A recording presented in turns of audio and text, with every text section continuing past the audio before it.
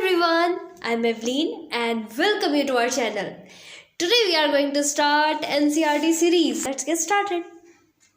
अगर previous 10 years का record देखा जाए तो हाइड्रोकार्बन से सिर्फ 2 से 3 क्वेश्चन आते हैं और इसके इंपॉर्टेंट टॉपिक्स हैं जैसे preparation of alkanes, chemical properties of alkane, alkene and alkyne और कन्फर्मेशंस। ये 3 टॉपिक हम आज ही कवर करने वाले हैं इस वीडियो में, नहीं तो हम सारा चैप्टर ही कवर करने वाले हैं वैसे तो आज। और फिर नेक्स्ट टॉपिक क्या है, chemical properties of benzene, direct influence of functional group in monosubstituted benzene. ये इसके क्या है इंपॉर्टेंट टॉपिक्स। आते हैं हम अपने चैप्टर पे। हाइड्रोकार्बन, इसका टाइटल ही बता रहा है कि इसमें कैसे कंपाउंड्स होंगे। इसमें कंपाउंड होंगे जो सिर्फ हाइड्रोजन और कार्बन से बने होंगे, जैसा कि इसकी फर्स्ट लाइन बोलती है। उसके बाद LPG, CNG, liquefied petroleum gas, compress natural gas. इसमें मैं आपको क्या करूँगी, इंपॉर्टेंट पॉइंट्स बता दूँगी क्योंकि इसमें से ज़्यादा क्वेश्चन आते नहीं। इसके क्वेश्चन आते हैं प्रिपरेशन से और इसकी केमिकल प्रॉपर्टीज़ और फिजिकल प्रॉपर्टीज से। तो इसका मैं आपको एक इम्पोर्टेंट जो भी इसमें लिखा हुआ है मैं आपको सब बता देती हूँ। देखो, ये तो हमने फुल फॉर्म देख ली। उसके बाद क्या है एलएनजी, लिक्विफाइड नेचुरल गैस। ये दोनों क्या है, नेचुरल गैस के ही टाइप है। नेचुरल गैस को अगर कंप्रेस कर दिया तो क्या बन जाएगा, कंप्रेस नेचुरल गैस। लिक्विफाई कर दिया तो क्या बन जाएगा, एलएनजी। अब देखो, अब यहाँ पे क्या है, पेट्रोल, डीजल एंड केरोसिन, ये किससे ऑब्टेन किए जाते हैं, ये पेट्रोल से ऑब्टेन किए जाते हैं बाय फ्रैक्शनल डिस्टिलेशन। ये एक मेथड होता है, प्योरीफाई करते हैं ना उसको। तो डिफरेंट स्टेजेस में हमें क्या मिल जाता है, कभी पेट्रोल, कभी नहीं, मतलब डिफरेंट स्टेजेस में मिल जाता है petrol, diesel, kerosene oil fractional distillation से। और ये कहाँ मिलता है पेट्रोलियम, ये मिलता है under the earth crust, earth के नीचे।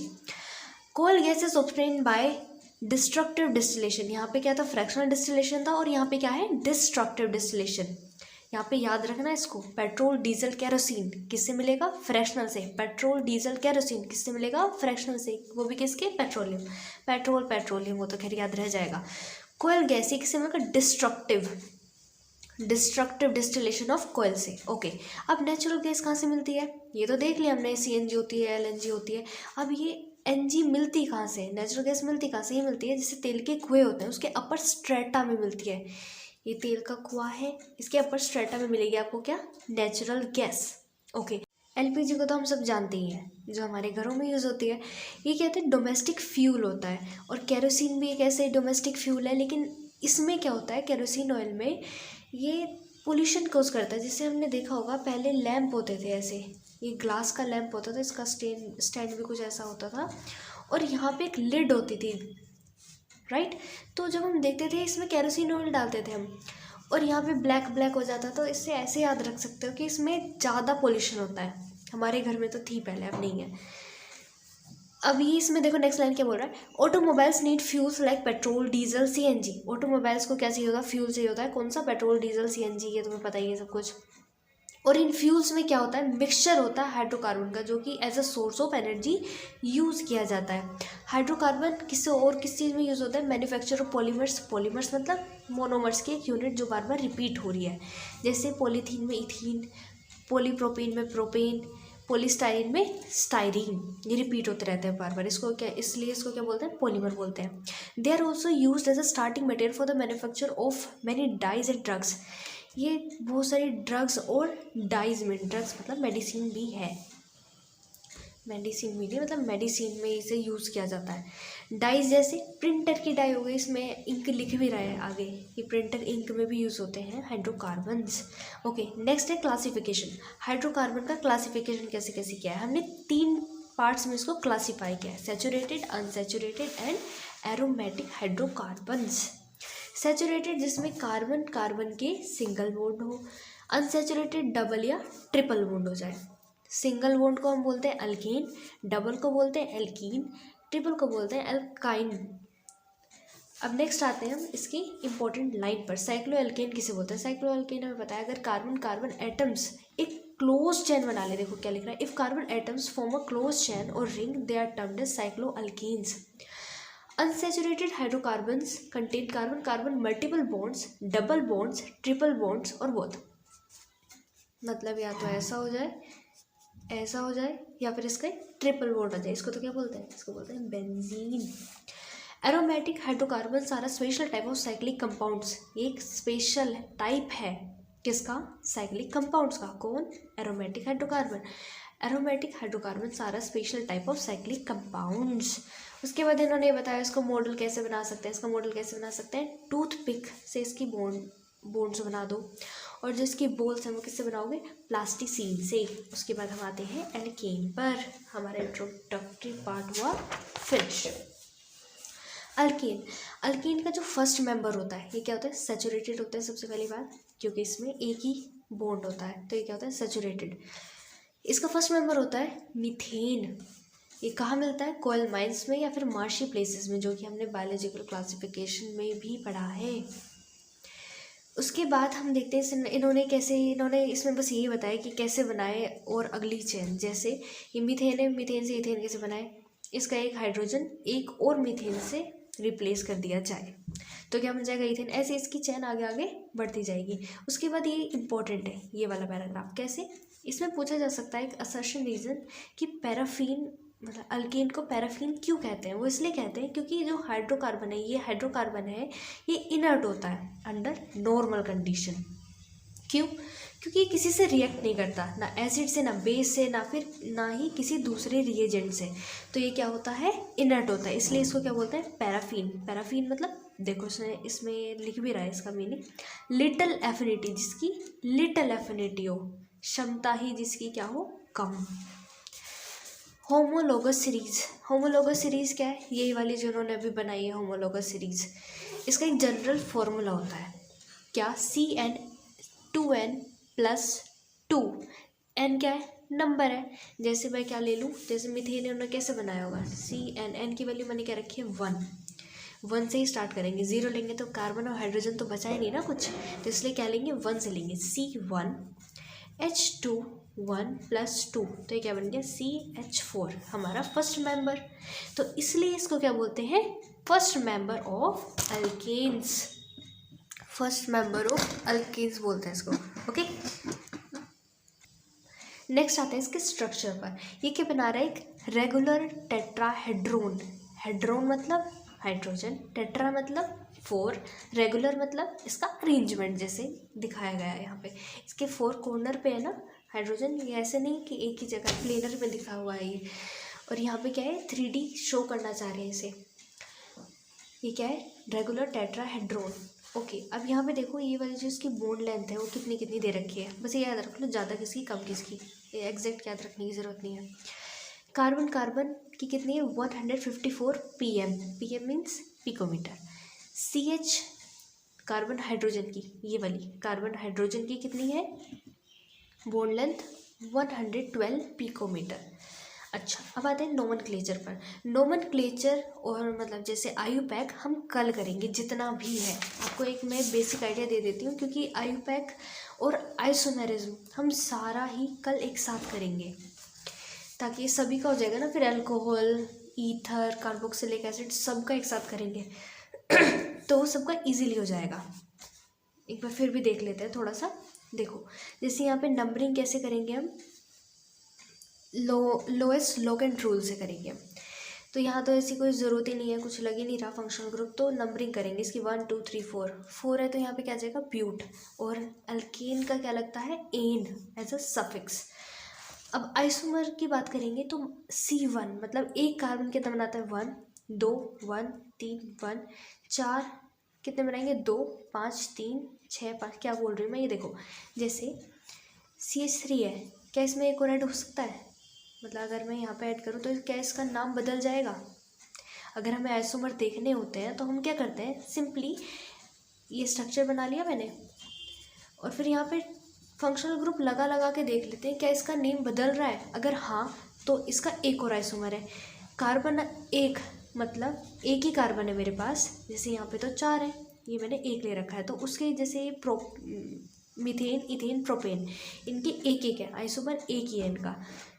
और C4 के 2 है, C5 के 3 है, C6 के 5 है, C7 के 9 है, C10 के 75 है। ये जितना भी मैंने लिखा है सब इसी में ही दिया हुआ है, मैंने कुछ भी एडिशनल नहीं लिखा है। ये 10 वाला भी इसी में दिया हुआ है एग्जाम्पल में, शायद ये मैंने बट इसी में से लिखा है NCERT में से। ओके, नेक्स्ट इज आइसोमर के टाइप जो इन्होंने दे रखे हैं, स्ट्रक्चर, चेन और पोजीशन। स्ट्रक्चर मतलब अगर स्ट्रक्चर में चेंज आ जाए, चेन मतलब जैसे इसके अरेंजमेंट में चेंज आ जाए। यहाँ पे ये स्ट्रेट लाइन है, यहाँ पे देखो इन्होंने सेकंड कार्बन पे एक और कार्बन कर दिया, मतलब अटैच कर दिया। और पोजीशन मतलब इसकी पोजीशन में डिफरेंस हो फंक्शनल ग्रुप की, जैसे यहाँ पे फर्स्ट कार्बन पे लगा हुआ है, दूसरे स्ट्रक्चर में सेकंड पे लगा हुआ है, और एक डिफरेंट नेम आ रहा है।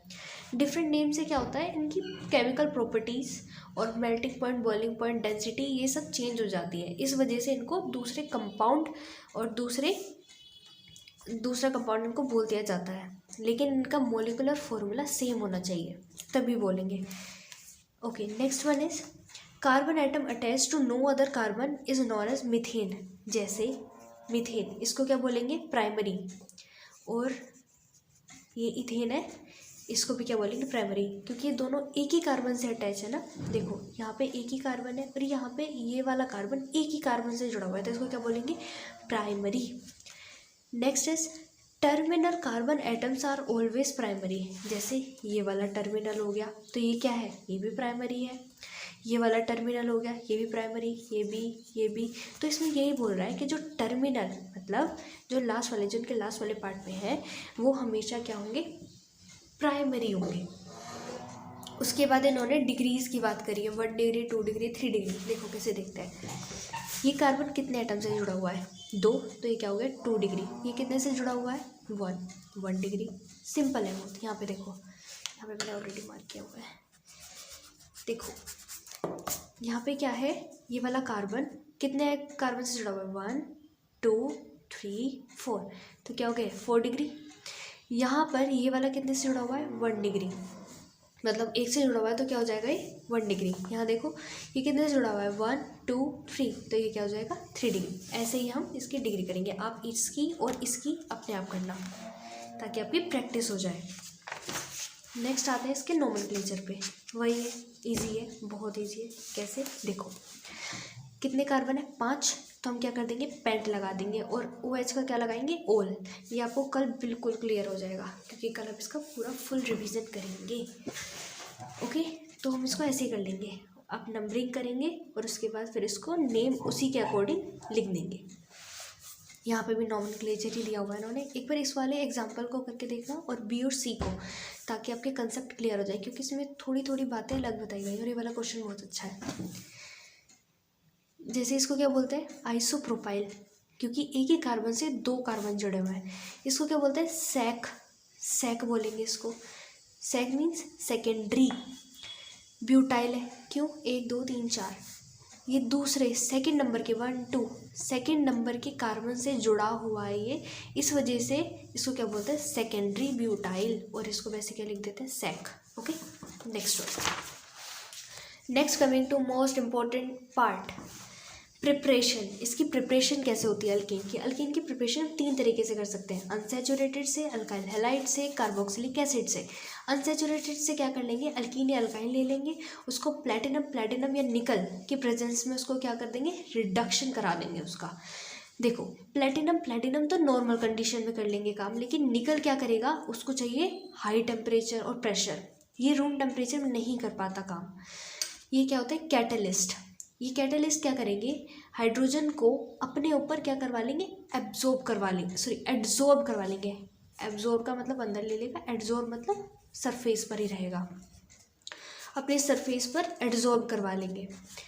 अब यहाँ देखो ये अल्कीन अल्काइन, जैसे इसका रिडक्शन हो रहा है, तो यहाँ पे क्या कर रहे हैं, ऐसा ये क्या कर रहे हैं, हाइड्रोजन बॉन्ड को एक्टिवेट कर रहे हैं। प्लेटिनम निकल ये हाइड्रोजन बॉन्ड को एक्टिवेट कर रहे हैं, जिसकी वजह से यहाँ से डबल बॉन्ड हट रहा है और एक और हाइड्रोजन यहाँ पे लग जा रहा है। इसमें यही है, इस पूरे पैराग्राफ में इन्होंने यही बताया हुआ है। इसको क्या बोलते हैं, हाइड्रोजनेशन। हम हाइड्रोजन ऐड कर रहे हैं ना, तो इसको क्या बोलेंगे, हाइड्रोजनेशन। नेक्स्ट है अल्काइल हैलाइड से। अल्काइल हैलाइड से क्या करते हैं, एक्सेप्ट फ्लोराइड क्यों लिखा है इन्होंने, क्योंकि फ्लोरीन बहुत ही ज़्यादा रिएक्टिव होता है, इसलिए यहाँ पे एक्सेप्ट फ्लोराइड लिखा है। अब इसकी रिडक्शन हम क्या करवाएंगे, हम इसकी रिडक्शन करवाएंगे जिंक और डाइल्यूट हाइड्रोक्लोरिक एसिड में। हाइड्रोक्लोरिक एसिड तो दिख ही नहीं रहा, अरे दिख रहा है, देखो ये रहा, हाइड्रोक्लोरिक एसिड लिखा है ना। एसिड का काम क्या होता है, H+ देना, तो यहाँ पे इन्होंने क्या दे दिया, H+ दे दिया। इसलिए यहाँ पे इन्होंने सिर्फ क्या लिखा है H+, ना कि हाइड्रोक्लोरिक एसिड। या तो ये लिख दो या फिर ये लिख दो, एक ही बात है। तो अल्केन ले लिया, सॉरी अल्काइल हैलाइड ले लिया और इसकी रिडक्शन करा दी हमने जिंक और हाइड्रोक्लोरिक एसिड की प्रेजेंस में। हमें क्या मिल गया? अल्केन मिल गया। खत्म हो गई बात। अब आते हैं Wurtz reaction, most important reaction. यहाँ पे हमने 2 टाइप के अल्काइल हैलाइड ले लिया। अब अल्काइल हैलाइड हमने जब ले लिए तो सेम ही नेचर लिया इनका, और यहाँ पे NaBr निकाल दिया। यहाँ पे इसको ऐसे याद रखोगे ना, आपको याद रहेगा कि इसमें कार्बन ऐड हो रहा है। यहाँ पे अगर हमें कभी कार्बन ऐड करना आ जाए तो हम क्या करेंगे, उसको अल्काइल हैलाइड बना के, नहीं है तो हम उसे क्या कर लेंगे, कार्बन ऐड करवा देंगे उसमें, अगर एक और कार्बन की ज़रूरत हुई तो। ये रिएक्शन में आते हैं ना, जैसे ABCD करके, और इथेन से प्रोपेन बनाना होता है, कभी प्रोपेनॉल बनाना होता है, तो उसमें ये रिएक्शन बहुत काम आती है। और ये वाली भी, क्योंकि इसमें कार्बन ऐड हो रहा है, इसमें एक रिड्यूस हो रहा है। अब देखो यहाँ पे अल्काइल हैलाइड ले लिया हमने सेम नेचर का, और यहाँ पे सोडियम है और ड्राई ईथर। सबसे इंपॉर्टेंट क्या है इसमें? Dry ether. ड्राई ईथर देखो तो एक बार चेक करो कि ये वुड्स रिएक्शन तो नहीं है। ड्राई ईथर CH3Br + Na और BrCH3, ये दोनों एक ही बात है, ये वाली, इसलिए मैंने इसको सेम नेचर बोला है। तो यहाँ पे क्या बन गया है? इथेन बन गया। ब्रोमोमीथेन से इथेन बन गया ये। उसके बाद नेक्स्ट आता है कार्बोक्सिलिक एसिड पे। कार्बोक्सिलिक एसिड में क्या हुआ है? यहाँ पे एक कार्बन रिड्यूस हुआ है। Sodium salts of carboxylic acid on heating with soda lime. Soda lime किसे बोला है? सोडा लाइम इसे बोला है। NaOH और CaO को, सोडियम हाइड्रोक्साइड और कैल्शियम ऑक्साइड को, दोनों को एक साथ मिला के इन्होंने क्या बोला है? Soda lime. इसमें एक कार्बन कम हो जाता है, इसलिए इसको क्या बोलते हैं? डीकार्बोक्सिलेशन। क्योंकि इसमें से CO2 निकल रही है ना, तो इसलिए इसको क्या बोलते हैं? डीकार्बोक्सिलेशन। अब आते हैं कोलबेस इलेक्ट्रोलिसिस पे। कोलबेस इलेक्ट्रोलिसिस में क्या करते हैं? ये ऐसे वाला सोल्ट ले लेते हैं, कहाँ गया ये? ऐसे वाला सोल्ट ले लेते हैं, ऐसे वाला मतलब कार्बोक्सिलिक एसिड का सोल्ट ले लेते हैं। सॉल्ट में Na ले लो या फिर K+ ले लो, एक ही बात है। उसमें डाल दो पानी, पानी के बाद इसकी करा दो इलेक्ट्रोलिसिस। कार्बोक्सिलिक एसिड का सॉल्ट ले लिया और उसके बाद उसमें डाल दिया पानी। पानी डालने के बाद उसमें क्या होगी? इलेक्ट्रोलिसिस। इलेक्ट्रोलिसिस होने से क्या हो जाएगा? वहाँ पे बन जाएगा, देखो यहाँ पे कार्बन कम नहीं होगा, उसमें से भी CO2 उड़ जाएगी। CO2 उड़ गई और ये क्या बन गया हमारा? क्या बन गया? सोडियम एसीटेट से इथेन बन गया। CO2 + H2 और NaOH इसके बाय प्रोडक्ट। और यहाँ का जो बाय प्रोडक्ट है किसका? डीकार्बोक्सिलेशन का जो बाय प्रोडक्ट है वो देखो कितना इंपॉर्टेंट है। क्या निकल रहा है? Washing soda, Na2CO3, washing soda निकल रहा है इसमें। तो इसलिए इसका प्रोडक्ट भी कभी कभी पूछ लिया जाता है कि ये वाली रिएक्शन दे दी और यहाँ पे A और B लिख दिया और B के यूजेस पूछ लिए, तो ये इसको भी लर्न कर लेना। Na2CO3 washing soda, Na2CO3 washing soda. Okay, उसके बाद इसका मैकेनिज्म है, जो भी NCERT में मैकेनिज्म गिवन है वो सारे के सारे इंपॉर्टेंट है। अब देखो इसमें सबसे पहले जो हमने कार्बोक्सिलिक एसिड का सॉल्ट लिया था वो हमने तोड़ दिया। सॉल्ट तो ऐसा लगता है जैसे टूटने के लिए बना हुआ है। माइनस और प्लस की प्रेजेंस में, मतलब माइनस और प्लस है इसमें, तो ये टूट गया। और इस पूरी रिएक्शन में यही एक ऐसा है जो रिवर्सिबल है, तो यहाँ पे टूट गया ये। उसके बाद यहाँ पे 2 मॉलिक्यूल है, तो यहाँ से 2 इलेक्ट्रॉन निकाल लिए हमने। 2 इलेक्ट्रॉन निकालेंगे तो इस पर इलेक्ट्रॉन की डेफिशिएंसी हो जाएगी, डेफिशिएंसी हो जाएगी तो एक रेडिकल बन जाएगा, रेडिकल बन जाएगा तो यहाँ से एक देखो CO2 निकल रहा है। यहाँ पे CO ऐसे कभी देख लो ना तो CO2 निकाल दो, तो CO2 निकल गया। अब CO2 निकल गया तो अपने एक इलेक्ट्रॉन लेके तो निकलेगा, तो अब उसने ले लिया, इससे ले लिया, तो यहाँ पे फ्री रेडिकल बन गया। फ्री रेडिकल अब ऐसे अनस्टेबल होता है, तो ये एक और ऐसे ही मीथेन से जो कि क्या है जिसके ऊपर फ्री रेडिकल है वो क्या बना लेगा? एक बॉन्ड बना लेगा, और यहाँ क्या बन गया? इथेन, जो हमारा प्रोडक्ट था, मेन प्रोडक्ट था, वो निकल गया। अब देखते हैं कैथोड पे। कैथोड पे क्या हो रहा है? पानी के साथ रिएक्शन चल रही है उसके साथ, तो यहाँ पे पानी में एक इलेक्ट्रॉन दे दिया इसने। कैथोड में तो एक इलेक्ट्रॉन का गेन ही तो था, एक नहीं मतलब इलेक्ट्रॉन का गेन होता है, क्योंकि कैथोड पे क्या होती है? रिडक्शन। यहाँ पे क्या होती है? ऑक्सीडेशन। ऑक्सीडेशन मतलब लॉस ऑफ इलेक्ट्रॉन, रिडक्शन मतलब गेन ऑफ इलेक्ट्रॉन। तो यहाँ पे क्या हो रहा है? गेन। अब यहाँ पे इन्होंने क्या किया है? H2O से एक इलेक्ट्रॉन मतलब एक और दे दिया है, तो यहाँ पे क्या हो गया? इसने यहाँ पे एक OH- बना लिया और एक H फ्री रेडिकल बन गया। अब H फ्री रेडिकल से कंबाइन करेगा और H2 बना लेगा। बना लिए सारे प्रोडक्ट। अब आ जाते हैं इसकी फिजिकल प्रॉपर्टीज़ पे। देखो ये होता है नॉन पोलर। क्यों? क्योंकि एक तो इनका कोवेलेंट नेचर होता है और दूसरा इसका इलेक्ट्रोनेगेटिविटी डिफरेंस किसके इसका हाइड्रोजन और कार्बन का। तो यहाँ पे जहाँ पे भी बिकॉज आ जाए ना वहाँ पे सर्कल कर लिया करो, क्योंकि यहीं से असर्शन रीजन क्वेश्चन बनते हैं। तो एक बार एनसीईआरटी की लाइन भी रीड कर लेते हैं। Alkanes are almost non polar molecules because of the covalent nature of carbon and carbon hydrogen bonds and due to very little difference of electronegativity between carbon and hydrogen atoms they possesses weak van der Waals forces. और इसी की वजह से क्या होता है, weak forces की वजह से जो पहले 4 कार्बन होते हैं वो गैसेस होते हैं, नेक्स्ट के 5 to 17 लिक्विड्स होते हैं और आगे के सॉलिड्स होते हैं। और यही सीक्वेंस सेम सीक्वेंस फॉलो होता है अल्कीन और अल्काइंस में, उनमें कोई डिफरेंस नहीं है। तो ये लर्न कर ही लेना क्योंकि जब तीनों में सेम है। नेक्स्ट है they are colourless and odourless. ना इसमें कोई कलर है ना इसमें कोई ओडर है। Next is petrol is a mixture of hydrocarbon and is used as the fuel for automobiles.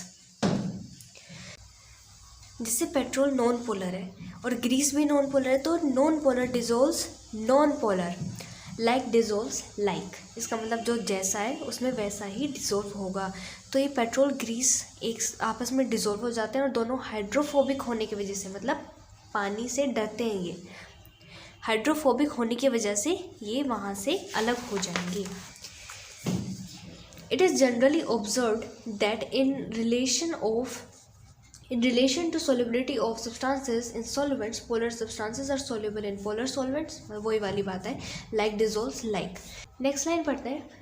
Boiling point of different alkenes are given in table 13.2 from which it is clear that there is a steady increase in boiling point with increase in molecular mass। जितना ज़्यादा molecular mass उतना ज़्यादा boiling point, जितना ज़्यादा van der Waals force उतना ज़्यादा molecular size उतना ज़्यादा surface area। मोलिकुलर साइज जितना बढ़ेगा उतना ज़्यादा वैन डेर वाल्स फोर्सेस उनमें बढ़ेंगे और इतना जितने ज़्यादा मोलिकुलर मास होगा उतने ही ज़्यादा सरफेस एरिया होगा। कार्बन कार्बन कार्बन कार्बन, तो ये क्या है, सरफेस एरिया तो बढ़ रहा है। सरफेस एरिया बढ़ रहा है तो उनके बीच के जो फोर्सेस हैं वो भी बढ़ रहे हैं, वो बढ़ रहे हैं सब। तो क्या हो रहा है, इंक्रीज इन बॉइलिंग पॉइंट। ये वाली टेबल एक बार आप देख लेना ज़रूर, ताकि आपको एक आइडिया हो जाए कि किस किस का बॉइलिंग पॉइंट बढ़ रहा है और किसका किससे कम है। इसमें बस एक जनरल फॉर्मूला है कि जिसका ज़्यादा सरफेस एरिया उसका ज़्यादा। एक बार ये टेबल अपनी नोटबुक में बना लेना या फिर बुक के ऊपर, जैसे मैंने लिख रखा है। मोलिकुलर साइज़ बढ़ा तो उसका सरफेस एरिया बढ़ा और उसका वैन डेर वाल्स फोर्स भी इंक्रीज़ हो गया, और ये दोनों इंक्रीज़ हुए तो इसका बॉइलिंग पॉइंट भी इंक्रीज़ हुआ। नेक्स्ट इन्होंने वही बॉइलिंग पॉइंट के बारे में दे रखा है। फिर आते हैं इसके केमिकल प्रॉपर्टीज़ पर। इन्होंने वही बात बोली हुई है, एल्केन्स आर जनरली इनर्ट, किसके towards, acid, base, oxidising and reducing agents. अब केमिकल प्रॉपर्टीज़ में इन्होंने दे रखी है कुछ रिएक्शंस जो कि 7 है। स्टार्ट करते हैं फर्स्ट वाली से। इसका नाम ही बता रहा है, सब्स्टिट्यूट होगा इसमें कुछ, जैसे 1 or more hydrogen atoms of alkanes can be replaced by halogen. Halogen से रिप्लेस हो जाएगा, नाइट्रो ग्रुप से रिप्लेस हो जाएगा या फिर सल्फोनिक एसिड ग्रुप से रिप्लेस हो जाएगा। इसको क्या बोलता है, halogenation takes place either at higher temperature. इसको हायर टेम्परेचर चाहिए होता है, जैसे 573 से 773 केल्विन तक, और in the presence of diffuse sunlight और ultraviolet light. Lower alkanes do not undergo nitration. ये ध्यान रखना, इसको याद कर लेना कि लोअर अल्केन नाइट्रेशन और सल्फोनेशन नहीं देते हैं, इसकी रिएक्शन नहीं करते हैं वो। जिस रिएक्शन में हाइड्रोजन एटम अल्केन के सब्स्टिट्यूट हो रहे हैं उसको क्या बोलेंगे, सब्स्टिट्यूशन रिएक्शन। जैसे यहाँ पे हाइड्रोजन से तो रिप्लेस हो रहा है क्लोरीन, सब्स्टिट्यूट हो रहा है। यहाँ पे क्या ये यूज़ करा है, HV का सिंबल क्या है, सनलाइट, या फिर ये वाली डिफ्यूज सनलाइट, अल्ट्रावायलेट लाइट, इसका सिंबल है ये। मीथेन और क्लोरीन की रिएक्शन कराई जा रही है यहाँ पे, और ये हाइड्रोजन को रिप्लेस कर रहा है या फिर सब्स्टिट्यूट कर रहा है। यहाँ पे ये किस मैकेनिज्म को फॉलो करता है, फ्री रेडिकल मैकेनिज्म, जैसे उसमें हुआ था। इसके 3 स्टेप होते हैं, initiation, propagation and termination. Initiation में क्लोरीन का बॉन्ड टूट जाएगा और फ्री रेडिकल बना लेगा। प्रोपगेशन में ये दोनों कंबाइन कर लेंगे और कंबाइन करने से क्या होगा, इसका हाइड्रोजन को ले जाएगा ये, HCl बना लेगा और यहाँ पे क्या बन जाएगा, फ्री रेडिकल, क्योंकि इसी का तो लेके जाएगा वो। उसके बाद ये क्लोरीन पर अटैक करेगा, क्लोरीन पर अटैक करने की वजह से CH3Cl तो बन जाएगा, लेकिन क्लोरीन का एक फ्री रेडिकल, जो कि दूसरे रिएक्शन में, ये दोनों ही स्टेप किसके हैं, प्रोपगेशन के हैं, ये दूसरे स्टेप में यहाँ पे आ जाएगा। जैसे ये रहा, ये यहीं कहीं पे तो बना होगा, ये यहीं पे बना था। उसके बाद यहाँ पे यहाँ से क्या मिल गया हमें, डायरेक्टली हमें क्या मिल गया, हमारे प्रिंसिपल प्रोडक्ट मतलब ये रहे दोनों, CH3 और HCl मिल गए हमें। अब क्या करेंगे, टर्मिनेशन, क्योंकि फ्री रेडिकल बहुत अनस्टेबल होता है, इस वजह से क्लोरीन बना देंगे, और CH3 ये दोनों मिलके क्या बना देंगे, इथेन। और यहाँ पे क्या बन गया, ये जो हमारा प्रिंसिपल प्रोडक्ट है CH3Cl। अब यहाँ पे देखो सबसे ज़्यादा इम्पोर्टेंट इसकी क्या है, रिएक्टिविटी ऑर्डर इसका कौन सा है। फ्लोरीन सबसे ज़्यादा रिएक्टिव होगा इसमें, chlorine, then bromine, then iodine. 3 degree के साथ सबसे ज़्यादा रिएक्शन होगी, then 2 degree, then 1 degree. Fluorine is too violent to be controlled, ये कंट्रोल बिल्कुल नहीं होता है फ्लोरीन, क्यों, क्योंकि ये बहुत ज़्यादा वायलेंट है। अगर मैं बात करूँ आयोडीनेशन की बात, ये बहुत ज़्यादा स्लो हो जाता है, ये बहुत ज़्यादा फास्ट है, ये बहुत ज़्यादा स्लो हो जाता है, और इसके रिएक्शन क्या होती है, रिवर्सिबल। तो ये कैसे हो सकती है, by the help of oxidising agent like HiO3 and HNO3। ये रही इसकी रिएक्शन जो कि मदद करती है इसको आयोडीनेशन कराने में, iodination. Next is combustion. Alkanes को अगर हीट करते हैं ऑक्सीजन की प्रेजेंस में, तो ये कार्बन डाइऑक्साइड और H2O में टूट जाता है। इसका मतलब ये क्या है, कंप्लीटली ऑक्सीडाइज हो जाता है। और इसमें सबसे इंपॉर्टेंट बात, इसमें हीट सबसे ज़्यादा निकलती है, जैसे कि यहाँ पे शो किया गया है माइनस साइन से। माइनस मतलब एक्सोथर्मिक रिएक्शन हुई है, देखो कितनी ज़्यादा हीट निकली है यहाँ पे, इसमें तो देखो सबसे ज़्यादा निकली, क्योंकि यहाँ पे क्या है, C4 है। इसकी एक केमिकल इक्वेशन में, इसकी एक कंबशन की इक्वेशन भी होती है, ये तो अल्केन का ही फॉर्मूला है। ऑक्सीजन निकालना हो तो कैसे करेंगे, कि कितने अमाउंट ऑफ ऑक्सीजन यूज़ हुआ है, तो 3n + 1/2, इसको कैसे लर्न करोगे, 1 2 3 1 2 3 3n + 1/2। कार्बन डाइऑक्साइड का नंबर उतना ही होगा जितने हमने कार्बन लिए हैं, अगर उसमें एक प्लस कर देंगे तो हमें मिल जाएगा वाटर का नंबर। और इसमें इतनी ज़्यादा हीट निकलती है, इसी वजह से ये किस चीज़ में यूज़ होता है, फ्यूल में यूज़ होता है। अगर इसका इनकम्प्लीट कंबशन कर दिया जाए तो क्या बन जाएगा, कार्बन ब्लैक, जो कि किस में यूज़ होता है, इंक में, प्रिंटर इंक में, ब्लैक पिगमेंट्स में और फिल्टर्स में। यहाँ पे इक्वेशन भी दी हुई है उसकी, CH4 + O2 incomplete combustion, carbon और उसके साथ वाटर। अब एक कंट्रोल ऑक्सीडेशन कैसे होगा, इसमें रिएजेंट पे डिपेंड करेगा। अब स्टार्ट करते हैं कंट्रोल ऑक्सीडेशन। कंट्रोल्ड ऑक्सीडेशन खुद ही बता रहा है कि अगर ऑक्सीजन डल रही है वो भी कंट्रोल वे में होगी, कैटलिस्ट है वो भी जो हम चाहते हैं वही डलेगा। हमने क्या किया, इस बार हमने कॉपर डाल दिया as a catalyst. Temperature 523 kelvin, अगर इसको सेल्सियस में करेंगे 250 डिग्री सेल्सियस, ये भी दे सकता है। 100 ATM, ये हमने प्रेशर ले लिया। इसको लर्न कैसे करेंगे, Cu अल्कोहल, कैसे, Cu अल्कोहल। इस ट्रिक से बस ये थोड़ा जल्दी लर्न हो जाएगा। Cu अल्कोहल, अगर Cu लेते हैं तो अल्कोहल बन जाता है। नेक्स्ट वन इज MO2, अगर MO2 को लेते हैं तो क्या बन जाता है, फॉर्मल्डिहाइड, क्या बन जाता है, फॉर्मल्डिहाइड। MO2 नल ऐसे लर्न कर लो। MO2 क्या है, MO2, इसलिए मैंने इसका नाम MO2 रखा है, ठीक है, MO2O3, MO2O3। नेक्स्ट है, अगर हम उसके साथ क्या लेते हैं, पेरोक्साइड और मैंगनीज, तो क्या बनेगा, C3COOH, कार्बोक्सिलिक एसिड बन जाएगा। तो हमने इसका नाम क्या रखा है, ओइक, मेनोइक से लर्न कर सकते हो आप इसे, मेनोइक। Cu अल्कोहल, MO2 नल, मेनोइक। ओके, वैसे तो क्या होता है, ये जो अल्केन्स होते हैं ऑक्सीडेशन नहीं करते, लेकिन अगर टर्शरी H मिल जाए तो ये पोटेशियम परमैंगनेट की प्रेजेंस में ऑक्सीडेशन कर लेते हैं। टर्शरी H का मीनिंग क्या होता है, अगर मेरे पास ये कार्बन है, इससे H अटैच है, तो इससे कितने कार्बन अटैच हैं, 3, तो ये क्या हो गया, टर्शरी कार्बन। टर्शरी कार्बन से अटैच जो हाइड्रोजन है उसको क्या बोल देंगे फिर, टर्शरी हाइड्रोजन। इस वजह से अगर ये हो गया, अगर इसे टर्शरी H मिल गया तो ये ऑक्सीडेशन कर जाएगा KMnO4 के प्रेजेंस में, और हमारा बना लेगा methyl propane two ol. Fourth one is isomerisation. Isomerisation में अगर हम एल्केन को एनहाइड्रस AlCl3 और गैसेस HCl के साथ लेते हैं तो उसमें कार्बन की पोजीशन चेंज हो जाती है। जैसे यहाँ पे तो N-हेक्सेन था, लेकिन उसके बाद इसको लेने के बाद इसके कार्बन की पोजीशन चेंज हो गई। यहाँ पे सेकंड पे आ गया और यहाँ पे थर्ड पे आ गया, है ना। तो इसमें कार्बन की पोजीशन चेंज हो जाती है बस।